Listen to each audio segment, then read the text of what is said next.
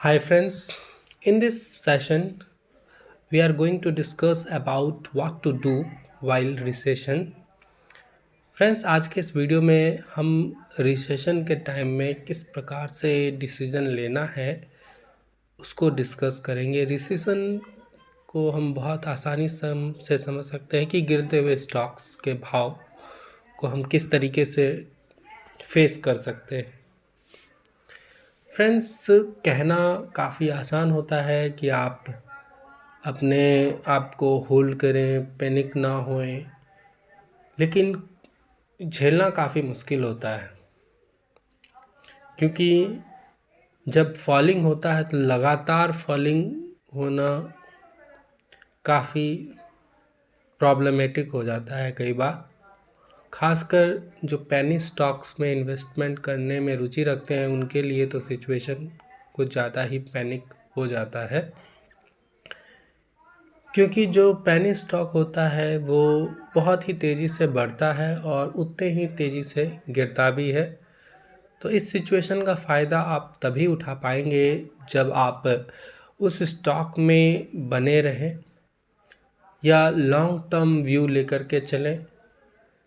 यदि आप किसी भी पेनी स्टॉक में इन्वेस्ट करते हैं तो आप कम से कम ईयरली व्यू तो ज़रूर रखें, क्योंकि कोई भी स्टॉक जो है वो बहुत ही जल्दी यदि बढ़ता है तो गिरता भी है।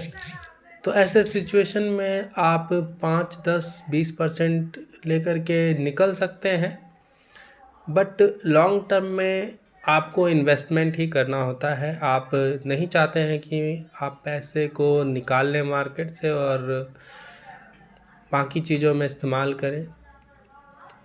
यदि आप चाहते हैं कि आप लॉन्ग टर्म व्यू रखना चाहते हैं तो आपको पेनी स्टॉक में इन्वेस्टमेंट करना भी चाहिए, क्योंकि देखिए, पैसे यदि आपके साल में 10 गुना 12 गुना हो जाता है तो कोई बुरी बात नहीं है। आप उतना ही इन्वेस्टमेंट करें ऐसे स्टॉक्स में जितना आप भूल सकते हो।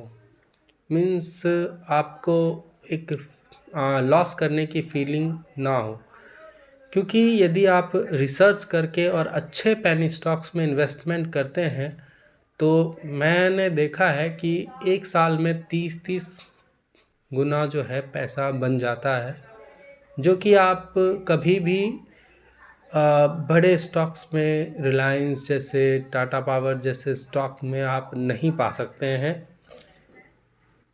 तो हमें छोटे अमाउंट को इसमें लगाना चाहिए, बड़े अमाउंट को कभी भी पेनी स्टॉक्स में नहीं लगाना चाहिए, पहली बात।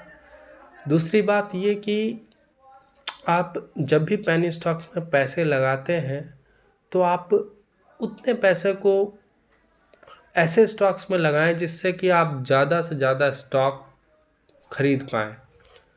मान लीजिए कोई पेनी स्टॉक 1-2 रुपये में मिल रहा है, 8-10 रुपये में मिल रहा है और आपको लग रहा है कि फ्यूचर में काफ़ी अच्छा स्कोप है, तो उतने रुपए का मैक्सिमम जैसे 10,000 20,000 स्टॉक्स खरीद करके आप रख लें और साल भर कम से कम छोड़ दें।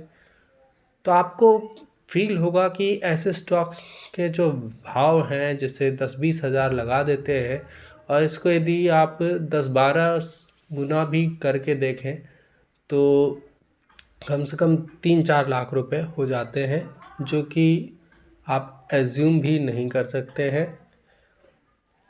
लेकिन हमें ख़रीदना कब चाहिए? हमें उस समय ख़रीदना चाहिए जब उस स्टॉक में जो है एक संभावना हो कि ये स्टॉक जो है कभी भी नेगेटिव ज़्यादा नहीं जाएगा। ऐसा ना हो कि आप बहुत ज़्यादा फ्लक्चुएशन वाले स्टॉक्स में इन्वेस्टमेंट कर दें, जो कि एक बार तो 20% बढ़ता है, फिर माइनस में 20% चला जाता है, फिर बढ़ता है, फिर चला जाता है। तो इस तरीके का जो स्टॉक होता है वो कहीं ना कहीं पेन ही देता है। इसमें जो इन्वेस्टर का जो पैसा है ज़्यादातर डूबता ही है। तो आप अपना ज़्यादा समय भी नहीं दे पाते होंगे, क्योंकि इतना ज़्यादा समय देने के बाद भी आप ओवर थिंकिंग में लगे रहें। इससे अच्छा है कि आप किसी कांस्टेंट ग्रोथ वाले स्टॉक में इन्वेस्टमेंट कर सकते हैं। मैं कोई रजिस्टर्ड सेबी गाइडलाइंस नहीं दे रहा हूँ, ये मेरी खुद की पर्सनल व्यू है। मैं 2-4 स्टॉक्स जो मुझे अच्छे लगते हैं वो मैं आपको सजेस्ट करना चाहूँगा, जैसे कि GRM ओवरसीज़ हो गया, KPIT टेक्नोलॉजीज़ हो गया, उसके बाद आप देख लें लॉयड स्टील हो गया, उसके बाद और बताऊं तो PMC फिनकॉर्प हो गया, और भी कई अच्छे स्टॉक्स हैं जो कि मैं आपको टाइम टू टाइम बताते रहूँगा। तो आप ऐसे स्टॉक्स में इन्वेस्टमेंट कर सकते हैं।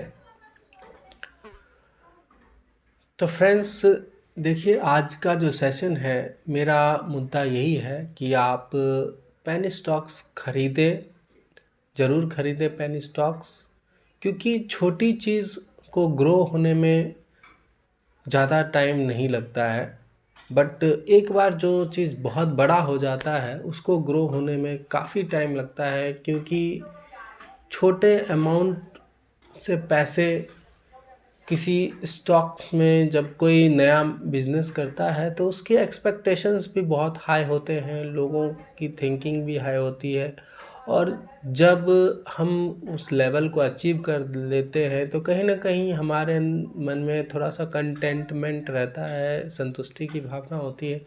तो उसी प्रकार से जो है स्टॉक मार्केट में भी होता है कि जो नए नए स्टॉक्स होते हैं और अच्छे वैल्यू वाले स्टॉक्स होते हैं उसमें इंटरेस्ट दिखाया जा सकता है।